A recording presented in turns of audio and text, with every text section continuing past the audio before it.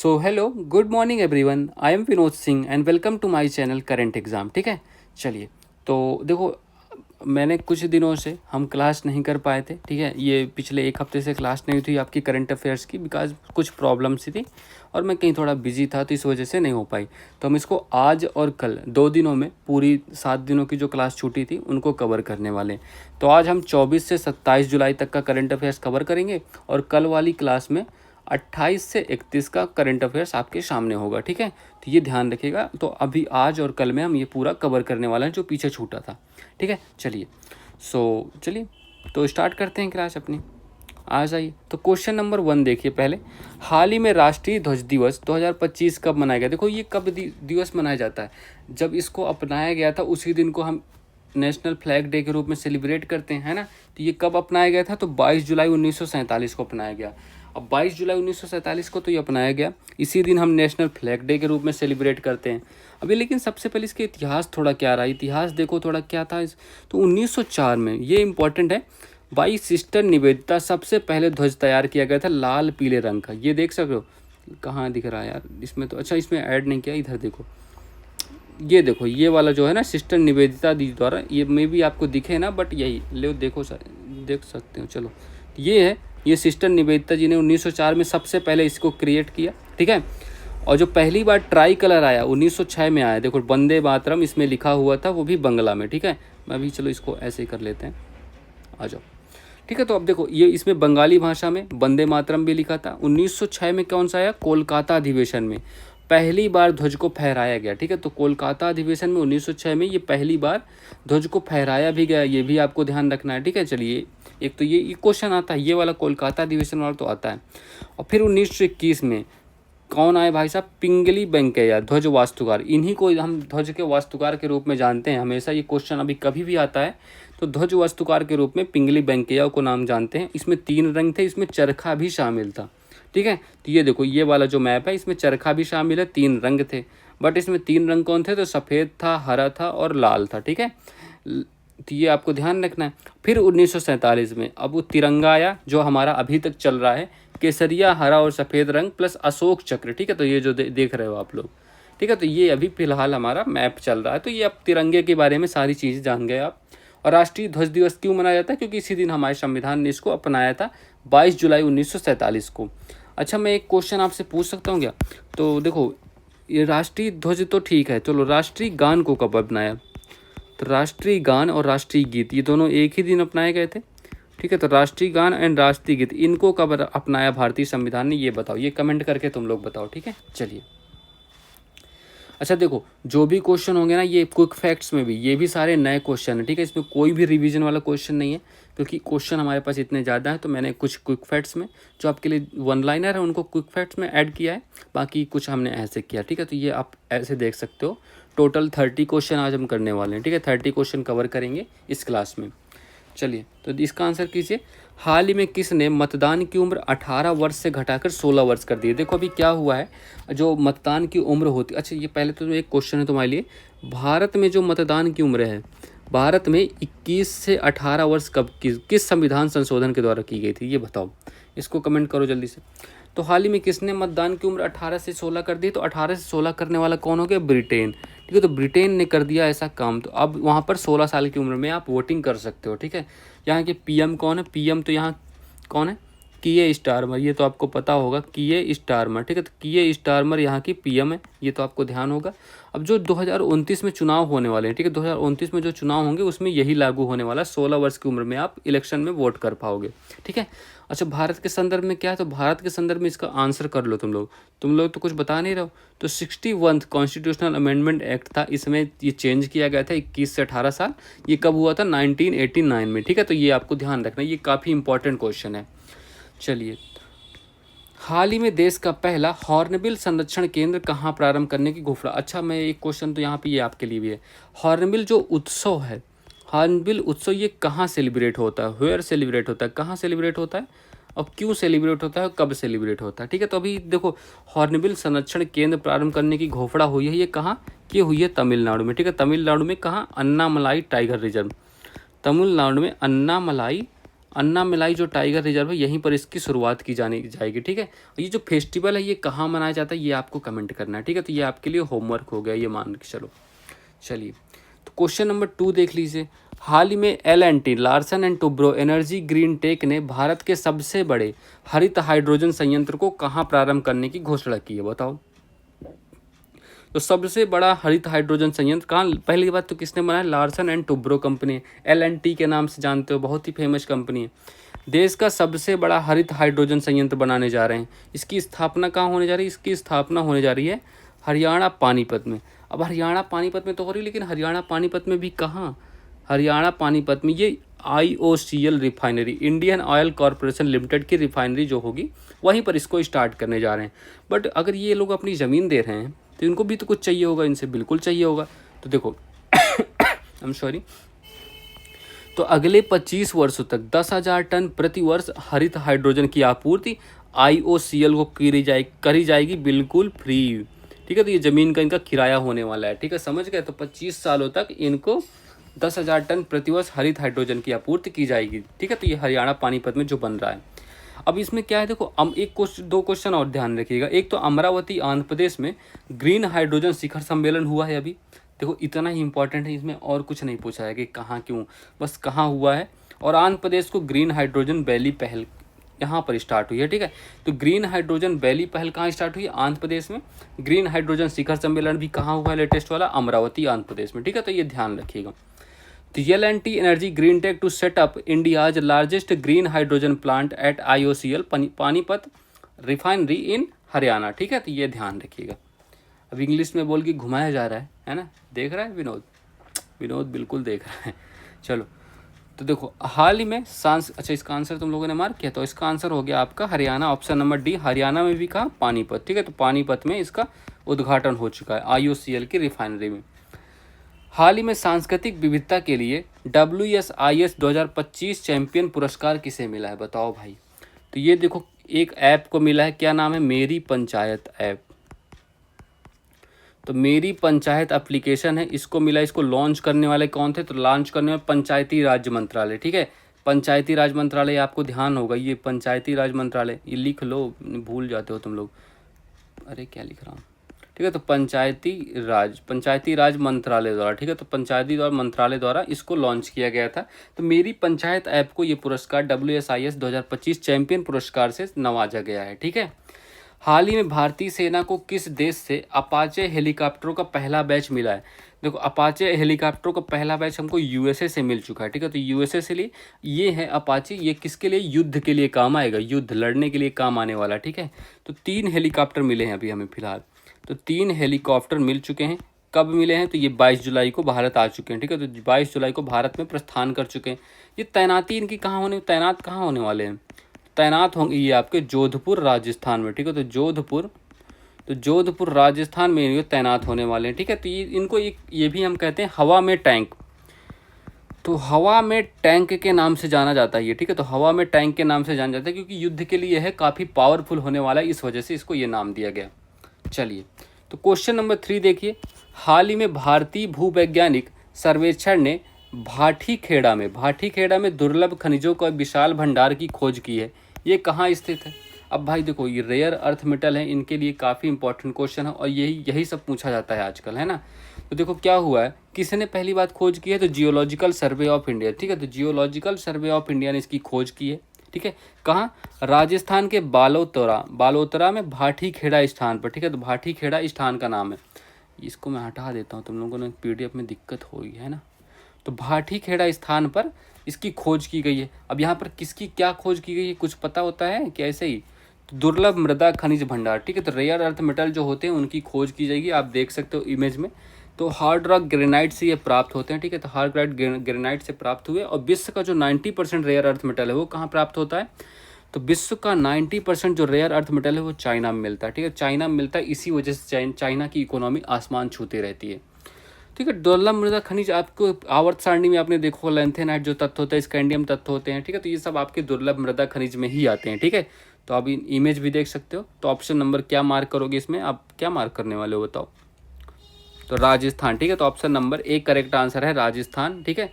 राजस्थान के बालोतरा भाटीखेड़ा स्थान पर ये प्राप्त हुए हैं। ठीक है, चलिए। हाल ही में प्रति मतदान केंद्र 1200 से कम मतदाताओं वाला राज्य कौन सा? देखो ये इसलिए किया गया ताकि ज़्यादा लंबी आपको लाइन ना लगानी पड़े। कहाँ इलेक्शन है अभी? बिहार में। तो बिहार में इलेक्शन है, बिहार में ही ये काम हुआ है। 1200 से कम मतदान होंगे एक मतदान सेंटर पर। अब ये ऐसा क्यों? ये ऐसा कुछ नहीं, बस भीड़ कम करने के लिए। ठीक है, कितने मतदान केंद्र बनाए गए? 90,712 मतदान केंद्र बने टोटल। ठीक है, तो इतने मतदान केंद्र बन चुके हैं और यहाँ पर वोटिंग होने वाली है। ठीक है, कितनी सीट पर? 243 सीट्स हैं। तो विधानसभा की 243 सीट पर यहाँ पर इलेक्शन होने वाला है बिहार में। वर्ष 2025 में फिडे शतरंज विश्व कप की मेज़बानी कौन करने वाला? तो ये मेज़बानी कहाँ होगी भैया? तो अक्टूबर और नवंबर के महीने में। ठीक है, तो अक्टूबर 2025, नवंबर 2025 में कहाँ? भारत में। ठीक है, अब भारत में ये सेकेंड टाइम हो रहा है, सेकेंड टाइम। ठीक है, तो सेकेंड टाइम हो गया। ठीक है, तो भारत में सेकेंड टाइम। तो पहली बार कब हुआ था भारत में? जो फर्स्ट बार हुआ था, पहली बार कब हुआ था? 2002 में। तो 2002 में ये हैदराबाद में हुए थे। हैदराबाद में यहाँ पर कौन जीता? कौन था? तो विश्वनाथ आनंद, हॉकी के, सॉरी, चेस के खिलाड़ी हैं, शतरंज है ना। तो विश्वनाथ आनंद जी यहाँ के विजेता रहे थे 2002 में। ठीक है, तो ये ध्यान रखिएगा। चलिए, तो क्वेश्चन नंबर 4 देखते हैं। हाल ही में सांसदों ने किस न्यायमूर्ति को हटाने के लिए लोकसभा और राज्यसभा में महाभियोग प्रस्ताव के लिए नोटिस दिया है? बताओ भाई। तो देखो अभी इनका चित्र देख रहे हो आप, काफ़ी न्यूज में देखे होंगे। अभी क्या हुआ, एक सरकारी आवास था, वहाँ पर आग लग गई किन्हीं कारणों से। तो वहाँ दमकल गाड़ियों को बुलाया गया, जो आग बुझाती हैं ना, उनको बुलाया गया। तो आग बुझाने के बाद जानते हो उनको वहाँ से कहाँ मिला? वहाँ से मिला उनका रुपया, पैसा, पैसों की गड्डी मिली, पैसों की गड्डी मिली। तब जाके इनका भाई साहब का खुलासा हुआ। अब देखो क्या कहानी है, आओ चलो देखते हैं। तो न्यायमूर्ति को हटाने के लिए महाभियोग का प्रस्ताव लाना है। तो संसद का मानसून सत्र अभी स्टार्ट ही हुआ था। ठीक है, तो अभी स्टार्ट हुआ था। तो पहला प्रस्ताव आया जस्टिस यशवंत वर्मा, जो प्रयागराज हाईकोर्ट में, पहले दिल्ली हाईकोर्ट में कर रहे थे, अब प्रयागराज हाईकोर्ट या इलाहाबाद हाईकोर्ट आप नाम जानते हो, तो वहाँ पर हैं, को हटाने का प्रस्ताव था। ठीक है, तो किसका नाम आ गया? जस्टिस यशवंत शर्मा जी को हटाने के लिए ये दिया गया है। ठीक है, और सुप्रीम कोर्ट ने मान लिया है कि भैया नहीं हटाओ, चलो कोई दिक्कत नहीं, हटा दो इनको। क्यों भाई? क्योंकि देखो सरकारी घर में आग लगी, नोटों की गड्डी मिली, पुष्टि की सुप्रीम कोर्ट ने। कहानी समझ गए ना मैंने अभी जो बताई आपको? तो इस वजह से इनको भैया अब जाना पड़ेगा इस बार, मुझे लगता है। ठीक है, अभी पूरी प्रोसेस कंप्लीट नहीं हुई। देखो, तो न्यायाधीश जांच अधिनियम 1968 के तहत, ठीक है, तो इस अधिनियम के तहत क्या है कि सर्वप्रथम प्रस्ताव जो होगा आपका लोकसभा राज्यसभा में जाएगा। लोकसभा में मिनिमम 100 सांसद साइन करने चाहिए, राज्यसभा में मिनिमम 50 सांसद साइन करेंगे। तो यहाँ तो क्लियर हो गया भैया, तो यहाँ क्लियर हो गया। क्या क्या क्लियर हो गया? अब क्या क्या क्लियर हो गया देखो भैया। तो देखो मैं बताता हूँ। तो यशवंत शर्मा को देखो लोकसभा में कितने, या लोकसभा में कितने साइन हो गए? 145 साइन हो गए। ठीक है, तो 145 साइन हो गए, तो ये तो क्लियर। और राज्यसभा में कितने? 63। ठीक है, तो राज्यसभा में 63 साइन हो गए। ठीक है, तो ये भी मतलब यहाँ से भी पास हो चुका है। अब ये क्लियर हो गया। ठीक है, इतना हो गया आपको। अब चलो देखो, अब क्या होगा? पीठासीन अधिकारी, ये सब कितनी 1000 वोट मिल जाए चाहे 2000, जब तक पीठासीन अधिकारी ही फैसला लेगा आखिरी। अगर ये रिजेक्ट करता है तो सब कैंसिल, सब बर्बाद। अगर एक्सेप्ट करता है, ठीक है, अगर ये एक्सेप्ट करता है तो फिर क्या होगा? शिकायत जांच कमेटी बनेगी, शिकायत जांच की समिति बनेगी, 3 सदस्यीय समिति होती है। ठीक है, फिर अगर आरोप, इनको लगा कि आरोप सही है, तब हटाने की प्रक्रिया को स्टार्ट किया जाएगा। ये प्रोसेस है भैया पूरा हटाने का। ठीक है, तो अब मुझे लगता है ये हट ही जाएंगे भैया, अब इनका नहीं दिख रहा बचने का। या तो ये खुद रिज़ाइन कर देंगे, है ना, इस्तीफा दे देंगे। चलो, तो ऑप्शन नंबर 1 करेक्ट आंसर है इसका, देख लीजिएगा। हाल ही में संयुक्त राष्ट्र सुरक्षा परिषद द्वारा पारित प्रस्ताव 2788 का संबंध किससे है? बताओ यार, इसका संबंध किससे है? तुम लोगों को पता है कुछ? देखो अभी क्या हुआ है, इसको देखो लॉन्च क्यों किया गया? इसको लॉन्च किया गया मतलब देखो अभी काफ़ी ज़्यादा युद्ध चल रहे हैं। एक यूक्रेन हो गया यार, यूक्रेन और रूस तो मान नहीं रहे, यूक्रेन और रशिया तो मान नहीं रहे। तो इन्होंने कहा है यूएनएससी, ठीक है, तो यूएनएससी ने कहा कि भैया विवादों को शांतिपूर्ण समाधान के लिए, तो विवादों के शांतिपूर्ण समाधान के लिए, ठीक है, तो इसको लॉन्च किया गया। इसका संबंध है, ये प्रस्ताव जो आया है ना, इसका संबंध इसी से, विवादों को शांतिपूर्ण समाधान। ठीक है, तो शांतिपूर्ण समाधान। ठीक है, तो ये ध्यान रखिएगा ये भी, क्योंकि काफ़ी ज़्यादा युद्ध हो रहा है बात बात पर। मिडिल ईस्ट पे तो हमेशा युद्ध होते ही रहते हैं। भारत का पहला पूर्णतया स्वदेशी 50 किलोवाट का भूतापी संयंत्र कहाँ स्थापित होने वाला है, बताओ भैया। तो ये कहाँ, अरुणाचल प्रदेश में। अरुणाचल प्रदेश में भी कहाँ, अरुणाचल प्रदेश में कहाँ, कौन सा, नवांग जिला, ठीक है। तो नवांग जिला है यहाँ पर, तो अरुणाचल प्रदेश के नवांग जिला में इसकी शुरुआत होने वाली है, ठीक है। तो ध्यान रखिएगा। अब भूतापी ऊर्जा में अच्छा पहले स्थान पर कौन है, तो भूतापी जो ऊर्जा है उसमें टॉप पे कौन है, पहले स्थान पर कौन है, यूएसए, ठीक है। तो पहले स्थान पर आपका यूएसए, ये भी ध्यान रखिएगा साथ में। चलिए, तो क्वेश्चन नंबर 5 देखिए, हेनले पासपोर्ट इंडेक्स 2025 में भारत को कौन सा स्थान मिला, ठीक है। तो हेनले पासपोर्ट इंडेक्स, यार ये क्वेश्चन एग्जाम में कभी नहीं आते क्योंकि हमेशा चेंज होते रहते हैं, तो इतना मुश्किल होता है, कभी नहीं आए पासपोर्ट से। तो देखो, Henley passport index Singapore, top पे कौन है, सिंगापुर है इसमें, जो 193 गंतव्यों में बिना वीज़ा के एंट्री कर सकते हैं, ठीक है। तो 193, यही होता है मतलब, जो पासपोर्ट इंडेक्स में क्या बताया था, किस देश का पासपोर्ट कितना मजबूत है ना, तो यही बताया जाता है। तो टॉप पे कौन है, सबसे ज़्यादा मजबूत कहाँ का पासपोर्ट है, सिंगापुर, 193 गंतव्यों में बिना वीज़ा के एंट्री कर सकता है। और दूसरे नंबर पे कौन है, दूसरे नंबर पे आपका जापान है। भारत का कौन सा स्थान है, भारत का 77, ठीक है। लास्ट ईयर देखो, पहले इनका 80 था, फिर 85 हुआ, इस बार 77 आ गए। तो 59 देशों में वीज़ा मुक्त आगमन हुआ इनका होने वाला है। और जब 85 था ना पिछले साल रैंक, तो 57 देश थे इनके, ठीक है। 57 देशों में वीज़ा मुक्त आगमन हो सकता था। और सबसे नीचे बॉटम पे 106वें नंबर पे कौन थे, अफगानिस्तान भाई साहब, ठीक है। और पाकिस्तान की रैंक है 103। अच्छा चलो ठीक है, ये तो हेनले आपने समझ लिया। ये बताओ कोई भुखमरी सूचकांक, इसमें क्या रैंक है भारत की, जेंडर गैप में क्या रैंक है, हैप्पीनेस इंडेक्स में क्या रैंक है, ये सारे कुछ होमवर्क है, आप कमेंट बॉक्स में टाइप करो अपने आंसर, ठीक है। चलिए, हाल ही में राष्ट्रीय प्रसारण दिवस 2025 कब मनाया गया, ठीक है। तो राष्ट्रीय प्रसारण दिवस 2025 कब मनाया जाता है, ठीक है। तो ये बता दो भैया, तो ये मनाया जाता है कब। अच्छा यार, चलो रुको यार, तुम लोग को एक क्वेश्चन मैं बताना चाहता था, बट चलो यहीं पे बता देता हूँ, ठीक है। एक लिख लो तुम, यूएसए के बारे में है, थोड़ा यूएसए के बारे में कर लो, क्योंकि यूएसए ना क्या, यूनेस्को से बाहर हो गया, यूनेस्को से फिर से वापस से बाहर, यूनेस्को से एग्जिट हो गया है यूएसए, ठीक है। यूएसए, ठीक है, ये ध्यान रखना, वापस से पहले भी हो चुका था एक बार, ये फिर से बाहर हो गया अभी। और किससे, ये डब्ल्यूएचओ से भी बाहर हो चुका है, डब्ल्यूएचओ से भी एग्जिट हो चुका है। तो ये एक और बात बतानी थी आपको, तो ये भी ध्यान रखिएगा।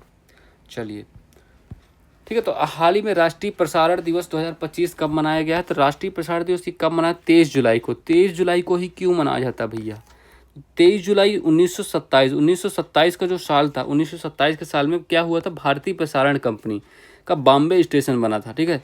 तो भारतीय प्रसारण कंपनी इसका बॉम्बे में स्टेशन बना था, जिसने पहली बार प्रसारण किया था, ठीक है। तो बॉम्बे स्टेशन, ठीक है। तो ये ध्यान रखिएगा बॉम्बे स्टेशन के बारे में थोड़ा। चलिए, हाल ही में ओलंपिक और पैरालंपिक में स्वर्ण पदक जीतने वालों को 7 करोड़ रुपए का नगद पुरस्कार देने की घोषणा किसने की है। देखो अभी घोषणा हो गई है दिल्ली गवर्नमेंट के द्वारा। दिल्ली की सरकार जो है ना, दिल्ली की सरकार खेलों को बढ़ावा देने के लिए क्या घोषणा कर रही है कि जो गोल्ड मेडल पाएंगे उनको क्या मिलेगा, 7 करोड़ रुपया, ठीक है। और ग्रेड ए की नौकरी, ठीक है, तो ग्रेड ए की जॉब मिलने वाली है। सिल्वर वालों को क्या मिलने वाला है, सिल्वर वालों को 5 करोड़ रुपया मिलेगा, इनको भी ग्रेड ए की नौकरी मिलेगी। और ब्रॉन्ज वालों को क्या मिलेगा, ब्रॉन्ज वालों को मिलेगा पैसा 3 करोड़ और ग्रेड बी की नौकरी मिलने वाली इनको, ठीक है, ग्रेड बी की जॉब मिलने वाली, ठीक है। तो ये भी आपको ध्यान रखना है। हाँ, दिल्ली के सीएम तो पता है ना, रेखा गुप्ता बीजेपी से हैं जो, है ना। चलिए, क्वेश्चन नंबर 6 पे आते हैं भैया, आ जाओ। हाल ही में जीआरएसई ने कोलकाता में कौन सा 8वां और अंतिम ASW shallow water craft launch किया है, बताओ भाई। तो इसको लॉन्च करने वाला कौन हो गया, देखो तो कोलकाता में लॉन्च हुआ है पहली बात। अच्छा, इसका आंसर तुम लोगों ने मार्क किया है, नहीं मार्क किया, तुम लोग मार्क करते ही नहीं हो। 77 रैंक हो गई इसकी, ठीक है, पिछले वालों में मार्क किया तुमने, बस ठीक है। चलो ठीक है, आ जाओ। तो ये क्वेश्चन रहा आपका, जीआरएसई ने कोलकाता में कौन सा 8वां और अंतिम ASW shallow water craft launch किया है। देखो तो 8th एंटी सबमरीन, क्या ASW का फुल फॉर्म क्या है, anti submarine warfare shallow water craft के नाम से जानते हैं। इसी को हम पनडुब्बी रोधी युद्ध जहाज भी कहते हैं, ठीक है। तो इसी को हम पनडुब्बी रोधी युद्ध जहाज के रूप में जानते हैं। अब इसका निर्माण किसने किया? Garden rich ship builder limited, जो कि कोलकाता में है, ठीक है। तो garden rich ship builder limited जो कि कोलकाता में है ने इसका निर्माण किया, और टोटल 8 बनने वाले थे, जिसमें से अंतिम अभी लॉन्च हुआ है। तो अंतिम कौन सा? INS अजय अभी लॉन्च हो गया, ठीक है। तो INS अजय अभी हाल ही में लॉन्च हुआ है। लॉन्च कहाँ हुआ है? कोलकाता में, ठीक है। तो कोलकाता में लॉन्च हुआ है। अच्छा, पहला कौन था? पहला था भैया आपका INS अरनाला, जो कि महाराष्ट्र के अरनाला किले के नाम पर इसका नाम रखा गया था। और कुछ जानना है आपको? इतना ही पर्याप्त है आपके लिए, ठीक है। तो इसकी आप फोटो देखना चाहो देख सकते हो। तो अभी किसका इसका नाम अच्छा लिखा तो है INS अजय, है ना। तो option number A correct answer है, INS अजय इसका करेक्ट आंसर हो गया। दैट्स इट, ठीक है। चलिए आ जाओ। तो हाल ही में इटली में आयोजित FISM 2025 में जादूगरों का ऑस्कर जीतने वाली पहली भारतीय कौन बनी है? अच्छा, इनको ये बताओ, इनका नाम कौन कौन जानता है? आपने खूब देखा है इन्हें इंस्टाग्राम पर इन्हें खूब देखा है, इनका नाम बता दो, है ना। इनका नाम बता दो। चलो, तो इनका नाम क्या है? सुहानी शाह। आपने देखा होगा कुछ काफ़ी रील वगैरह या यूट्यूब वगैरह पे देखा होगा सुहानी शाह जी को। ये मतलब आपके फ़ोन का पासवर्ड बता देंगे आपसे कुछ चंद सवाल पूछ के। फ़ोन का पासवर्ड, आपकी लव लाइफ, आपकी गर्लफ्रेंड, आपकी एक्स, नेक्स्ट, शादी, सब कुछ बताने वाली हैं आपके, ठीक है। तो मतलब इनको ये अवार्ड मिला है जादूगरों का ऑस्कर, ठीक है। जादूगरों का ऑस्कर बताया गया इनको, पहली बार किसी भारतीय को ये अवार्ड मिला है, ठीक है। अब ये अवार्ड स्टार्ट कब से हुआ था आपको पता है? स्टार्ट हुआ था ये पहली बात, ये प्रत्येक 3 साल में, एवरी 3 ईयर में दिया जाता है, ठीक है। तो प्रत्येक 3 साल में ये अवार्ड दिया था। शुरुआत कब से हुई है? स्टार्ट कब से हुआ है? स्टार्ट हुआ 1948 से, ठीक है। तो ये डेट याद रखिएगा, ठीक है। चलो, तो सुहानी शाह जी को ध्यान रखिएगा, लड़के तो ध्यान रख लेंगे, बाकी आप लोग देख लो, है ना।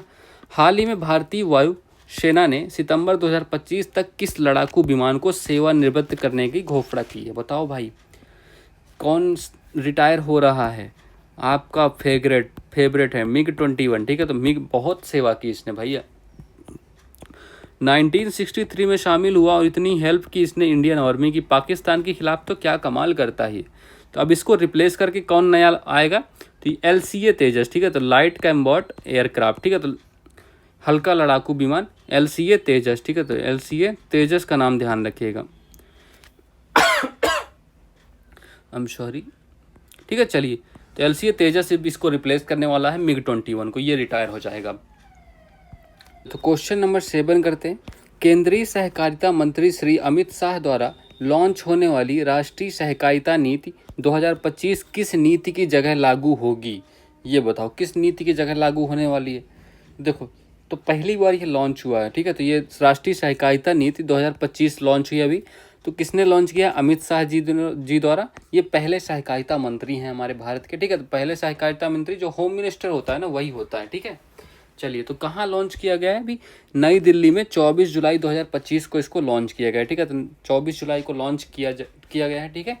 अब इसका टर्म कितना? 20 साल के लिए, 2025 से 45, ठीक है। 2025 से 45 20 साल के लिए इसको लॉन्च किया जाएगा।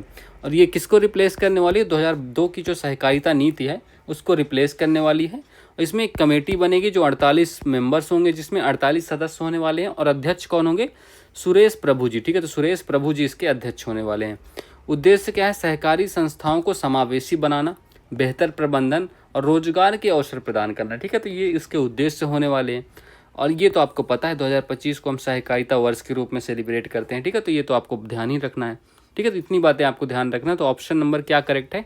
2002 वाला करेक्ट आंसर है, ठीक है। तो ये ध्यान रखिएगा।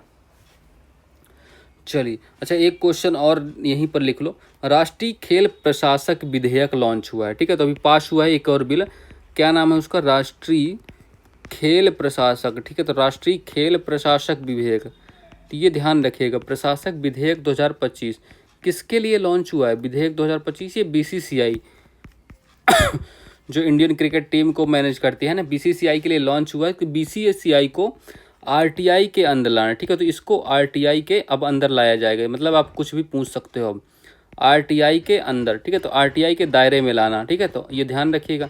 अब RTI एक्ट कब लॉन्च हुआ था, याद है आपको कुछ? RTI एक्ट जो है था, तो RTI एक्ट ये कब लॉन्च हुआ था? तो ये लॉन्च हुआ था हमारा 2005 में, ठीक है, 2005 में लॉन्च हुआ था, ये तो आपको पता है।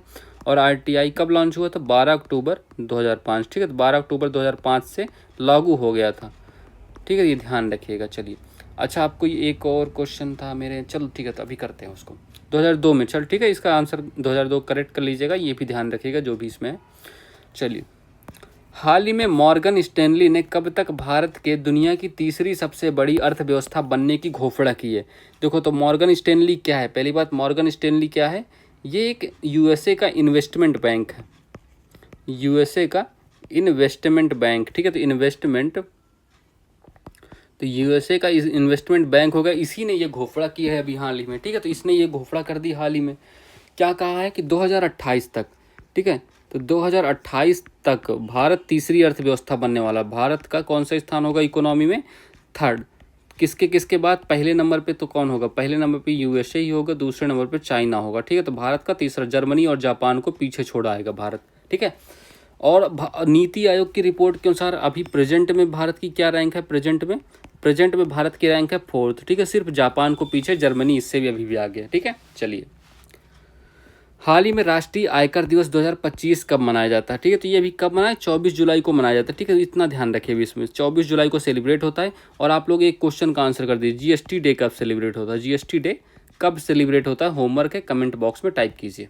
चलिए, क्वेश्चन नंबर 8 देखिए, भारत की पहली खनन पर्यटन परियोजना लॉन्च करने की घोषणा किसने की है? ठीक है, तो भारत की पहली खनन पर्यटन परियोजना लॉन्च करने की घोषणा किसने की है?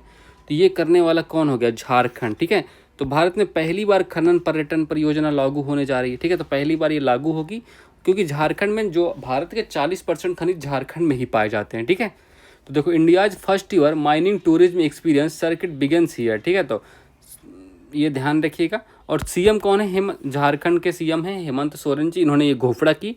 अब खनन जो होगा ना, खनन के जो क्षेत्र होंगे, माइनिंग जो एरिया होगी, उसको टूरिस्ट प्लेस बनाया जाएगा, ठीक है, टूरिस्ट प्लेस बनाया जाएगा। और पहला टूरिस्ट प्लेस कहाँ? रामगढ़ झारखंड में बनने वाला है, ठीक है, ध्यान रखिए। और एक क्वेश्चन और ध्यान रखिए, खनिजों का अजायब घर किसे कहते हैं? छोटा नागपुर का पठार, जिसका मैक्सिमम हिस्सा भी झारखंड में है, तो ये भी साथ में ध्यान रखिएगा, बस हो गया, ठीक है। चलिए तो आ जाइए, भैया आंसर मार्क कर लिया आपने, तो ऑप्शन नंबर 1 झारखंड इसका करेक्ट आंसर है। हाल ही में ओकला के स्पीड टेस्ट के अनुसार औसत इंटरनेट कनेक्शन की स्पीड के मामले में भारत को वैश्विक स्तर पर कौन सा स्थान मिला? देखो भैया, ये इसमें भारत सबसे ज़्यादा डेटा खपत करने वाला है भारत, ठीक है, तो भारत को कौन सा स्थान मिला है इसमें? तो भारत का 26वां रैंक है, ठीक है, 26वीं रैंक है भारत की विश्व में 26वीं रैंक है। सबसे टॉप पे कौन है? सबसे टॉप पे है आपका UAE। पहले रैंक पे कौन है? UAE है। अच्छा, USA की क्या रैंक है? USA की रैंक है आपकी 13th, ठीक है, तो USA की 13th है, ये ध्यान रखिएगा। अब यहाँ पर क्या डाटा है? एवरेज जो स्पीड है ना भारतीयों में, भारत में कितना एवरेज प्रति व्यक्ति डाटा, मतलब एक व्यक्ति डाटा कितना यूज करता है वो बताया गया। प्रति व्यक्ति डाटा कितना है? एवरेज है मतलब, तो ये 32 GB, तो 32 GB पर मंथ, ठीक है, तो 32 GB पर मंथ ये एवरेज डाटा है पर पर्सन का, ठीक है, मतलब समझ रहे हो, 1 GB से भी ज़्यादा डेली चाहिए रोज लोगों को, है ना। आप तो 1.5 GB वाले हो, 2 GB वाले हो, अब तो आप तो इससे ज़्यादा यूज करते होगे, मुझे पता है। हाल ही में CO2 को शक्कर में बदलने की उपलब्धि किसने हासिल की है? भैया देखो, अब CO2 को शक्कर में बदल देंगे, देखो कैसे, ये क्या प्रोसेस हो रहा है। एक तो ये आप मेथेनॉल जानते हो, CH3OH हो गया, CH3OH से बनाएंगे क्या हम? CO2, और CO2 से बनेगी यहाँ पर हमारी चीनी, ठीक है, चीनी बनने वाली CO2 से। ये कौन करने वाला होगा? चाइना ने ये उपलब्धि हासिल कर ली है, चाइना ने ये उपलब्धि हासिल कर ली है, ये भी ध्यान रखिएगा, ठीक है। चलिए, क्वेश्चन नंबर 9 देखिए, हाल ही में ट्रेवल और लीजर वर्ल्ड बेस्ट अवार्ड 2025 में शामिल भारत का एकमात्र हवाई अड्डा कौन सा है? अब बताओ, ये रिपोर्ट जारी हुई है इसके द्वारा, एकमात्र हवाई अड्डा कौन सा? तो इसमें टॉप 10 हवाई अड्डों की लिस्ट जारी हुई है, एकमात्र भारतीय हवाई अड्डा आया है इसमें, जिसका नाम है छत्रपति शिवाजी महाराज टर्मिनल, मुंबई, ठीक है। तो छत्रपति शिवाजी महाराज टर्मिनल है, ये मुंबई के एयरपोर्ट का नाम है, और दुनिया का सबसे बेस्ट सिंगल रनवे एयरपोर्ट है ये, दुनिया का सबसे बेस्ट सिंगल रनवे एयरपोर्ट, ठीक है। इसकी वर्ल्ड में रैंक क्या है? 9th है, ठीक है, तो ओवरऑल इसकी रैंक हो गई 9th है। और आधार क्या दिया गया? तकनीकी और यात्री सुविधा या यात्रियों के लिए कितना अच्छा है, आधारभूत संरचना को देखकर इसको 9वां स्थान मिला है। और पहली रैंक किसको, इस्तांबुल जो तुर्की का एयरपोर्ट है उसको मिला है पहला स्थान, ठीक है। तो ऑप्शन नंबर आपको बी करेक्ट आंसर ध्यान रखना। अच्छा, बेंगलुरु के एयरपोर्ट को किस नाम से जानते हो आप? दिल्ली में हो गया इंदिरा गांधी, बेंगलुरु में कौन सा हो गया, कैंप गोड़ा, है ना, कैंप गोड़ा, ये ध्यान रखिएगा, कैंप गोड़ा काफ़ी पूछा जाता है। चलिए ठीक है, तो फिर ये देखिए, हाल ही में थिएटर ऑफ रूट आंदोलन के अग्रदूत और पद्मश्री विजेता रतन थियम का निधन कहाँ हुआ है, बताओ भाई। अच्छा चलो ठीक है, अच्छा तुम लोगों के लिए एक होमवर्क दे देता हूँ। जो तुर्की है ना, इसकी तुर्की है, इसकी कैपिटल क्या है, कैपिटल इसकी क्या है, अंकारा, अंकारा, ठीक है। तो अंकारा इसकी कैपिटल है। यहीं पर कौन सी, वान गोलू झील है, लवड़ता याद है ना सबसे ज़्यादा सर्वाधिक, तो वान गोलू झील कहाँ है, ये भी तुर्की में ही है, ठीक है। चलिए तो ये, अच्छा रतन थियम जी का निधन कहाँ हुआ, रतन थियम जी का इनका निधन हुआ है कहाँ, मणिपुर में, ठीक है। तो मणिपुर में इनका निधन हुआ। इनकी फेमस एक बुक है, बुक का नाम क्या है, चक्रव्यूह नाटक, ठीक है। तो इनकी फेमस बुक है चक्रव्यूह, तो चक्रव्यूह नाटक इनका एक फेमस बुक है, ठीक है। तो ध्यान रखिएगा। और इनको पद्मश्री कहाँ मिला है, पद्मश्री विजेता कौन है, पद्मश्री इनको मिला था 1989 में, ठीक है। तो 1989 में इनको भारत का टॉप का चौथे नंबर का अवार्ड है, और ये 1989 को इनको मिला था, ठीक है, ये ध्यान रखिएगा। हाल ही में एम्ब्रोसिया बीटल ने केरल में किस फसल को प्रभावित किया है, ठीक है। तो एम्ब्रोसिया बीटल ने, ये किसको, रबड़ के जो पेड़ हैं, मतलब रबड़ के जो पेड़ हैं, जो बनता है ना कॉर्टेक्स टाइप का, वो उसको निर्माण में बाधा पैदा करते हैं, ठीक है। तो मतलब ये क्या करते हैं, जो एम्ब्रोसिया बीटल हैं, ये क्या करते हैं, इनका काम क्या है, जो पेड़ होते हैं ना पेड़ में बनाएंगे सुरंग, ठीक है। तो पेड़ में सुरंग बनाकर उसमें क्या, कवक का प्रवेश करते हैं, सुरंग मतलब खोद कर, ठीक है, कवक का प्रवेश करा देते हैं, कवक प्रवेश कराते हैं, जिससे इनको हानि होती है और रबड़ के उत्पादन में काफ़ी ज़्यादा गिरावट आई है। चलिए क्वेश्चन नंबर 10 देखिए, हाल ही में तटरक्षक बलों के लिए अंतिम स्वदेशी प्रदूषण नियंत्रण पोत समुद्र प्रचेत कहाँ लॉन्च हुआ है, ठीक है। तो इसका ध्यान रखिए। चलो आप देखते हैं इसमें क्या है।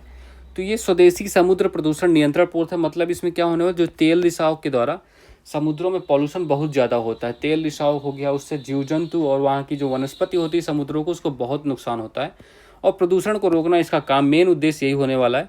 किसने लॉन्च किया है, गोवा शिपयार्ड लिमिटेड ने 2 पोत लॉन्च किए हैं। तो option number C correct answer हो गई। अच्छा पिछले वाले का आंसर आप लोगों ने मार्क किया था, ठीक है चलो।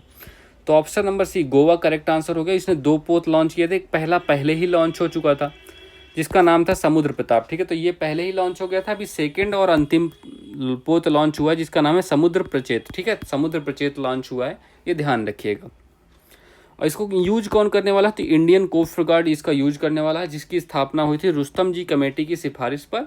और इसके डीजी कौन है अभी, परमेश शिवमणि जी अभी हाल ही में इसके डीजी हैं, तो ये भी ध्यान रखिएगा साथ में, ठीक है। तो option number C Goa correct answer है इसका। ये आप इमेज में देख सकते हो, ठीक है, समुद्र प्रचेत का चित्र। आओ भाई, तो हाल ही में भारत के किस पड़ोसी देश के वास्काडुआ में अशोक स्तंभ की प्रतिकृति का अनावरण हुआ, ये भैया श्रीलंका में हुआ है, श्रीलंका में बौद्ध मंदिर में। अब ये बौद्ध मंदिर में ही क्यों हुआ भाई, बताओ बौद्ध मंदिर में क्यों हुआ, क्योंकि यहीं पर जो सम्राट अशोक थे, इनके पुत्र का क्या नाम था, पुत्री संघमित्रा थी, और पुत्र का क्या नाम था, महेंद्र, है ना। तो ये दोनों आए थे और बौद्ध धर्म का प्रचार प्रसार किया था, इस वजह से बौद्ध मंदिर में इनकी प्रतिमूर्ति का अनावरण हुआ है। हाल ही में भारत ने पेट्रोल में कितने प्रतिशत एथेनॉल मिश्रण का लक्ष्य 5 साल पहले ही हासिल कर लिया, देख रहे हो, हमने ये लक्ष्य 5 साल पहले ही हासिल कर लिया। अच्छा एक आपको पता होगा, ईबीपी का फुल फॉर्म पता है क्या, इसको फुल फॉर्म होता है एथेनॉल ब्लेंडेड पेट्रोल, ठीक है। तो एथेनॉल ब्लेंडेड पेट्रोल, ये इसका फुल फॉर्म होता है, ठीक है। तो ये ध्यान रखना है आपको। अब क्या हुआ, देखो 2014 में कितनी मात्रा थी एथेनॉल की भारत में, तो 1.5% एथेनॉल का यूज होता था 2014 में, ठीक है। तो 1.5% एथेनॉल का यूज होता था। अब ये क्यों, अच्छा ये क्यों लाभकारी, इसको क्यों हम इसको प्रमोट कर रहे हैं, वाई, ऐसा क्या हो गया भाई, ये ऐसा क्या देता है हमें, क्योंकि देखो एक तो इन्वायरमेंट के लिए अच्छा है, एक तो ये हमारे पर्यावरण को बचाता है, प्लस गन्ने के उत्पादन को बढ़ावा देगा। गन्ना उत्पादन कैसे बढ़ावा देगा, क्योंकि जो एथेनॉल का जो निर्माण होता है वो गन्ना से होता है, और गन्ना किसानों के लिए है ना। तो गन्ना किसानों की आय वर्धन में सहायता करता है काफ़ी ज़्यादा, और कच्चे तेल पर निर्भरता कम होगी एक तो, है ना, कच्चे तेल पर निर्भरता भी कम होने वाली है, ये भी ध्यान रखिएगा। अब देखो इसमें क्या हो गया, अभी लक्ष्य क्या प्राप्त किया, 2014 में इतना था, अभी हमारा लक्ष्य था, टारगेट क्या था, टारगेट लिखो पहले। टारगेट था कि 2030 तक हम कितना 20% एथेनॉल यूज करने लग जाएंगे पेट्रोल में, ठीक है, 20% एथेनॉल। लेकिन हमने इसको 2025 में ही हासिल कर लिया, 2025 में ही अचीव कर लिया या हासिल कर लिया, ठीक है। तो मतलब 5 साल पहले इसको टारगेट को अचीव कर लिया, 20% एथेनॉल की जो मात्रा थी, ठीक है। तो ये ध्यान रखिएगा, ठीक है। चलो आ जाओ भाई। So that's all for this class. Please इस क्लास को लाइक कर दीजिएगा, शेयर कर दीजिएगा और सब्सक्राइब करना मत भूलिएगा। और बाकी की जो अब 27 तक हो गया, 28, 29, 30 और 31 की क्लास हमारी कल होने वाली, कल सुबह सारी क्लास उसमें सब कुछ डिस्कस हो जाएगा, ठीक है। चलिए, so all the best, have a good day and thank you everyone.